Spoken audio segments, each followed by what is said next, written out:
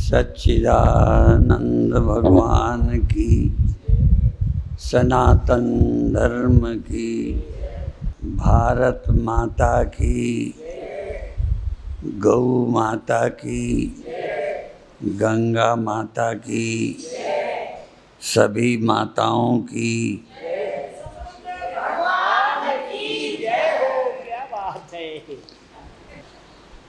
एक सेकंड को भी हमें कोई प्रत्यक्ष मन से, इंद्रियों से दिखने वाला कोई पदार्थ ना हो और कोई स्मृति ना हो, निद्रा ना हो और आप हों। आपको अपने होने का पता चले और बैठा हूँ, लेटा हूँ या खड़ा हूँ, इस तरह देह का ध्यान ना हो। ध्यान है सबसे ध्यान हटा लेना। ध्यान में कुछ लाना नहीं है, अपने ध्यान में से सब कुछ हट जाए। प्रकृति के नियम से इस प्रत्यक्ष जगत को हम भूलते हैं। वो प्राकृतिक प्रक्रिया है जो सबके साथ होती है। एक भी व्यक्ति नहीं है जो इस देह को भूलता ना हो। भूल जाते हैं और तब हम स्वप्न में होते हैं। स्वप्न में जाने के लिए भी देह को भूलना ही होता है। इसीलिए यदि कोई कष्ट हो तो नींद नहीं आती, ध्यान कष्ट में बना रहता है। मच्छर काटे तो उसी में ध्यान बना रहता है। इसीलिए नींद में जाने के लिए शरीर को भूल जाएं और शरीर भूलने के लिए कोई शरीर में बाधा ना हो। शरीर में बाधा होगी नींद नहीं आएगी। मच्छर काटेंगे तो नींद नहीं आएगी। इसलिए शरीर कष्ट से रहित हो तो हम शरीर को भूल सकते। वैसे तो ध्यान की बहुत विधियां हैं, पर ये भी एक विधि है। कहा जाता है ऐसी जगह हो जहाँ कोई आवाज़ें ना हो, जिससे हमारा ध्यान आवाज़ में भी न जाए। तो मन देह से हट जाए, उसके लिए देह में कोई ठंडी अधिक न लग रही हो, गर्मी अधिक ना हो, मच्छर ना हो, दर्द ना हो, तो देह से मन हट सकता है। अभी हम लोगों का ध्यान नींद में हटता है, पर तब स्वप्न खड़ा हो जाता है। सो जाने पर स्वप्न आता है और ऐसे जब ध्यान में बैठते हो तो ख्याल आते, वो भी एक स्वप्न ही है। ध्यान में बैठे तो ख्याल में कहीं कुछ आता रहता है। तो ध्यान में कोई ख्याल भी ना आवे, आपको ये रहे कि आप हैं। आप माने चैतन्य।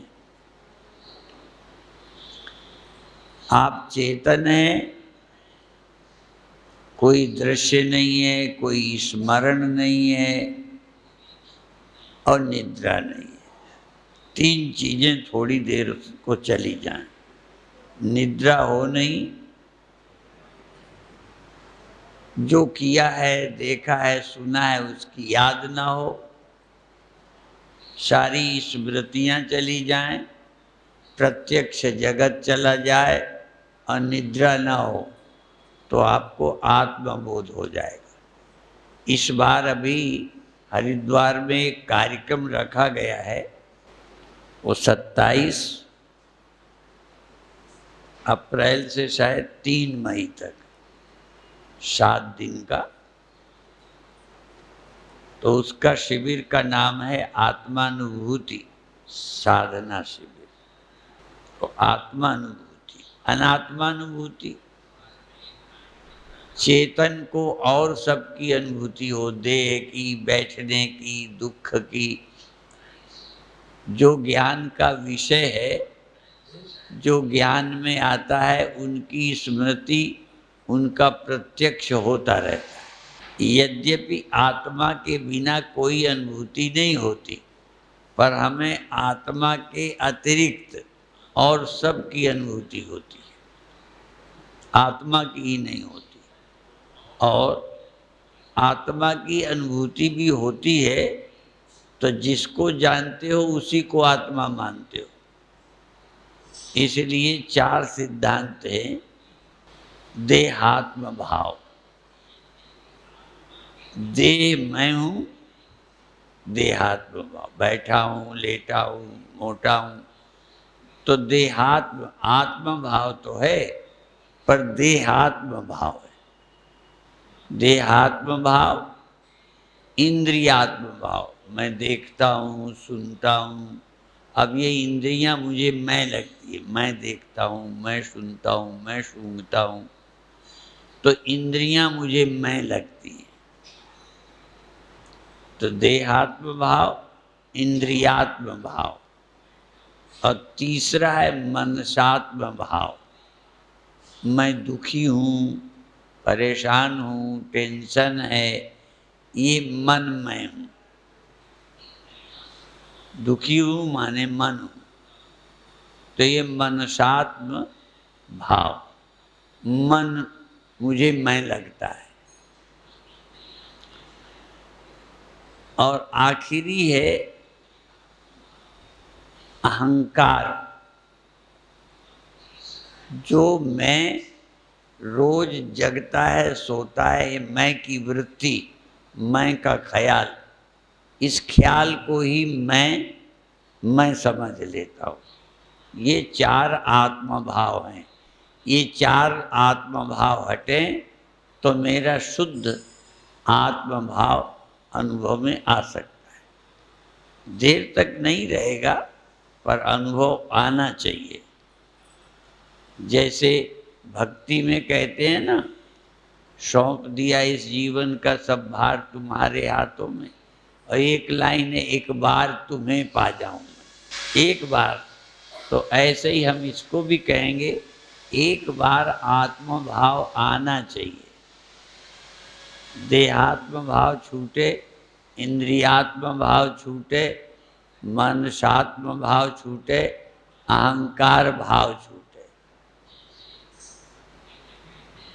और अहम और कार दोनों मिला दें तो होता है अहंकार। अहम कार, ये जो मैं है अहम, ये अहंकार से मिलकर अहंकार बन गया। जैसे आप दुनिया में चलते हो, वो जिससे गाड़ी को उसे कार कहते हो, ऐसे ही ये चेतन अहंकार के कारण ही जगता सोता लगता है। अहंकार से जो रहित है वो जगना सोना है ही नहीं। चेतन आज तक न जगता है न सोता है, ये अहंकार जगता है, उसमें चिदाभास जागता है, चिदाभास सो जाता है। तो जो जगता सोता है वो चिद तत्व नहीं है, वो चिदाभास है। जैसे हम हाथ से सूर्य को नहीं हिला सकते, रिफ्लेक्शन सूर्य का हिला सकते। शीशे में पड़े हुए सूर्य के रिफ्लेक्शन को हिला लो और थोड़ा मोड़ भी सकते हो, इसकी आंखों के बजाय इसकी आंखों में। कई बार शरारत करने वाले ऐसे करते हैं, लाइट उसकी आंखों में कर दी, तो ये जो हिलता है वो शीशा, उससे रिफ्लेक्शन हिलता है। ऐसे ही मन के परिवर्तन से चिदाभास में परिवर्तन होता है, चेतन में नहीं होता। पर हम चेतन से नहीं, चिदाभास से परिचित हैं। अर्थात चिदाभास आत्मा का विषय है, चेतन का विषय चिदाभास है। और चिदाभास में जगना सोना, हम चेतन चिदाभास को ही मैं समझता है। देह समझते हैं, उससे ऊपर गए तो चिदाभास को मैं समझते। 2 अभ्यास अध्यास, बहुत है। देह का अध्यास, मैं बैठा हूँ, चलता हूँ, मोटा हूँ, पतला हूँ, स्त्री हूँ, पुरुष। दूसरा देहात, मैं जगता हूँ, सोता हूँ, सुखी हूँ, दुखी हूँ। ये दो, इस दो से मुक्त मैं हूँ। देह में नहीं हूँ, अंतःकरण चिदाभास में नहीं। जगना सोना मेरा धर्म नहीं है, ऐसा यदि विचार करें और थोड़ी देर देखें, और होता क्या है, सुखानुभूति होती नहीं। अभी तक संसार का सुख मिलता है, उसमें तो नींद चली जाती। जिन चीज़ों में सुख मिलता है, खाने में, देखने में और भी, तो नींद नहीं आती। लेकिन ध्यान में गए तो अंदर रस तो मालूम पड़ता नहीं, तो नींद आ जाती है। ध्यान में यदि कोई बाधा है तो दो ही तीन तो हैं। एक है चित्त की चंचलता, इधर उधर भगता रहता है। एकाग्र करो तो नींद आ जाती है, यही शिकायत है। तो देर तक न सही, 1 सेकंड को हो आओ, जहां न निद्रा हो और न चंचलता हो। विक्षेप नहीं, मल विक्षेप जाके नहीं, किंतु एक अज्ञान होए चौ साधन सहित रत, सो अधिकृत मतिमान। तो चित्त में मैल ना हो, विक्षेप ना हो, वो इस ज्ञान को प्राप्त करता है, अधिकृत है, अधिकारी है। इस वेदांत को सुनकर जो पूरा लाभ लेगा वो वही होगा जिसके चित्त में मलिनता ना हो, चित्त में चंचलता ना हो, शांत। कई बार शरीर को तो हम बिठा भी लेते हैं, लेटा देते हैं, ये थोड़ी देर पड़ा है, बैठा है। मन सेकंड को नहीं बैठता। मन भी थोड़ी देर को बैठ जाए, इसलिए कह दिया है, कहने को सब संतों ने कह रखा है, जो मन की खटपट मिटे, माने मन की चंचलता मिट जाए, तो चेतन तो वही है। चेतन साक्षी को कहीं लेने नहीं जाना, पर हम साक्षी में टिकते नहीं, जो हो रहा है उसी तमाशे में रहते हैं। एक शब्द बहुत बार प्रवचनों में आता भी है, नदी के किनारे को तट बोलते हैं, तट, और जो बहती है वो नदी है। तो नदी के किनारे को तट बोलते हैं। तो या तो हम पानी में हैं या किनारे खड़े हों। किनारे खड़े हों तो बोलेंगे तटस्थ, तटस्थ। जो तट में खड़ा हो, तट में बैठा हो, तटस्थ। और जो पानी में बह रहा हो, तो जो हो रहा है वो सब नदी है।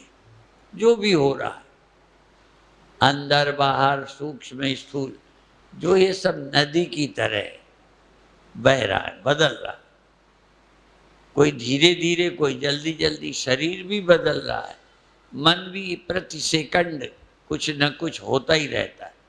तो ये जो बह रहा है नदी है, और जिसको अब तुम्हें क्या होना है, जो वहीं पर तट है, साक्षी तट है, साक्षी तट है, और ये सब बह रहा है नदी है। तुम्हें क्या करना, तुम बहने वाले में गिरे हो तो थोड़ी देर साक्षी हो जाओ, माने अपने ध्यान को नदी से, बहने वाले से, बदलने वाले से हटाकर न बदलने वाले के साथ हो जाओ। तो वही दो हैं, एक नहाने वाला नदी में या घाट पे, वही तट पर। हम ही को नदी में, हम ही को तट में। तट तट है, नदी नदी है। ये जो आदमी है, इसी को या तो नदी में नहाए या तट में खड़ा हो जाए। तो आप जो हैं या तो इस बहाव में बह रहे हैं और या फिर साक्षी होके। ये काम तुम्ही को करना है। तुम तट में आ जाओ या नदी में नहाओ। नहाना बुरा नहीं है, पर नदी में ही डूब जाना ठीक नहीं है, बने रहना नहीं। डुबकी लगाए आ गए। तो इसी तरह से ये प्रवाह को देखो और तट में आ जाओ, तटस्थ। ये बड़े सरल है सब। इसीलिए कहते शब्द को जो ठीक समझ ले वो विवेकी हो जाएगा। और इसीलिए जिस भाषा के लोग हो उस भाषा में जल्दी पकड़ आता है। अंग्रेजी वालों को अंग्रेजी में, संस्कृत वालों को संस्कृत में, हिंदी वालों को हिंदी में। तो तटस्थ ध्यान क्या है? तटस्थ। और किनारे यदि बैठ गए तो नदी के बहने से तुम्हें क्या परेशानी, बहती रहे। यदि नदी में गिर गए, यदि नदी में हो और बह रहा है तो कई बार घबरा जाओगे। और उसके लिए भी एक चौपाई है, धीरज धरे। यदि नदी में बह रहे हो तो धैर्य रखो, ज़्यादा जल्दबाजी न करो, ज़्यादा तैरने में बहुत मेहनत न करो, आराम से धीरे धीरे। तो कहते धीरज धरे तो लागे पारा। यदि नदी में गिर गए हो, धीरे धीरे हाथ करो, बहुत मेहनत न करो तो पार हो जाओ। ज़्यादा मेहनत करोगे तो थक जाओगे, थक जाओगे तो फिर डूब जाओगे। इसीलिए धीरज धरे तो लागे पारा, नहीं तो डूबे माझी धारा। और इसीलिए एक पुस्तक का नाम है धैर्य और अध्यात्म ज्ञान। तो विचार जो है, इन विचारों से डरो मत, घबराओ मत, ज़्यादा हापादापी मत करो, नहीं परेशान हो जाओगे, बोर हो जाओगे। विचार हैं, बदल रहे हैं, असंग होकर, निर्लेप होकर, बिना घबराए विचारों को बहने दो। नहीं तो चलो थोड़ी देर विचारों के साथ भी, डरो मत। थोड़ी देर में विचार बह जाएंगे, तुम रह जाओगे। लेकिन हम थोड़े में घबरा जाते। और अब तो आजकल के ज़माने के हो आप, हमें अपने बचपन की याद आती है। ये प्रवचन में कह चुके हैं, यही कह के आज समाप्त करें। बरसात के दिनों में गांव में पतंगे बहुत निकलते थे, पंखे वाले।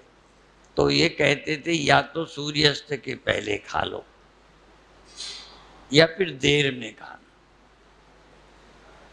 दिया जला, अंधेरा हुआ, सब जगह के पतंगे दिया के इर्द गिर्द उड़ते। अब थोड़ी देर क्यों, थोड़ी देर पतंगे आते हैं, ज्योति के साथ आते हैं, टकराते हैं, पंखे जल जाते हैं, सब खत्म। अब आप खाओ पियो। तो जब ध्यान में बैठते हो, जरा सा ज्योति जलाई कि ख्यालों के पतंगे आए। ध्यान में बैठे जो कभी नहीं आता था वो भी आ गया। कहते वैसे जब ध्यान नहीं करते तो बहुत ख्याल नहीं आते, ध्यान में बैठते तो जो नहीं सोचते वो भी आता है। तो वही शाम का समय, ज्योति जलाई, आ गए। तो धैर्य रखो, ज्योति जलने दो, थोड़ी देर आते रहेंगे विचार, और जल जल के खत्म हो जाए, फिर निर्विचार हो जाओ। शाक्त संप्रदाय में 3 संप्रदाय हैं, वैष्णव, शैव और शाक्त। तो शाक्त संप्रदाय में है कि थोड़ी देर निर्विचार हो जाओ। अविचाराद विभासते, जब कोई विचार नहीं रहेगा तब चैतन्य वहाँ स्पष्ट हो जाएगा। ये पतंगे जल जाएंगे, ज्योति जलती रहेगी, पर जल्दी नहीं, बड़ी थोड़ी देर वो चलेंगे। इसलिए इतना टाइम दो, दिया जला के रखो, थोड़ी देर रहो, आएंगे जल जल के, प्रकृति के नियम से ऐसे ही। पर हम इसी बीच में घबरा के ध्यान छोड़ देते हैं। आने दो विचारों को, शांत बने रहो, जागे रहो, थोड़ी देर में सब विचार खत्म। निर्विचार आत्मा अविचाराद विभासते। जब कोई विचार नहीं रहेगा तब चैतन्य वहाँ स्पष्ट मालूम पड़ने लगेगा। तो इस तरह से अब ये कार्यक्रम अभी शाम का रोज, और जो काम करो प्रेम से करो। पूजा करो, चाहे भोजन बनाओ, चाहे आरती करो, चाहे जाप करो, प्रेम से करो। और जिस पाप भर न हो, जिस काम में पाप न हो, नुकसान न हो, ऐसा कोई काम भी प्रेम से करो, वो भी भजन ही है। पूजा ही पूजा नहीं है, सेवा भी पूजा है। झाड़ू लगाना पूजा, भोजन बनाना पूजा। तो प्रेम पूर्वक मन को तन्मय करके काम करो, ये सारा दिन भजन बन जाए। 1-2 मिनट के भजन से क्या, तो जो हम करते हैं, इसलिए ये भी गीता का है, स्वकर्मणा तमभ्यर्च्य। जैसे पूजा के बर्तन साफ करो तो पूजा ही है, भगवान के भोग के लिए भोजन बनाओ तो भी पूजा ही है, आरती करो वो भी पूजा ही है, और आरती जलाओ तो पूजा नहीं है, तो वो भी तभी तो है। तो जो भी हम ये सब भगवत कार्य समझ करके सुबह से शाम तक अपने कर्म से भगवान की पूजा करो। स्वकर्मणा तमभ्यर्च्य सिद्धिं विन्दन्ति मानवा। अपने कर्म से पूजा करते रहो, अर्थात हमारा कर्म पूजा बन जाए। केवल पूजा ही नहीं, हमारा हर कर्म भगवान की पूजा है। और एक श्लोक है, मैं याद रहता नहीं है, कि जो खाओ वो भी पूजा है।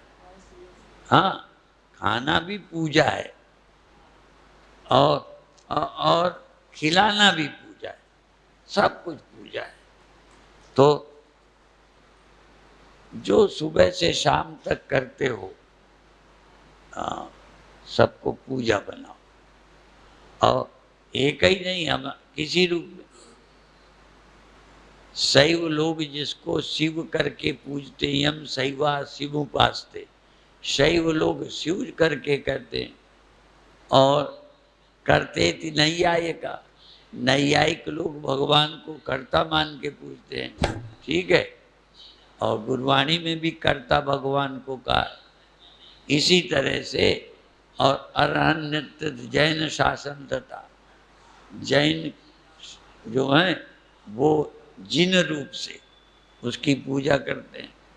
तो अंत में ये कह दिया, भाई जिसको अनेक नामों से पूजते हैं, ब्रह्मेति वेदांति नो। वेदांती जिसको ब्रह्म कहते, ब्रह्मेति वेदांत, सोयम वो विद धातु वांछित फलम त्रय। वही त्रैलोक के नाथ हो हरि। हम उसी को तीनों लोक का नाथ हरि कहते हैं।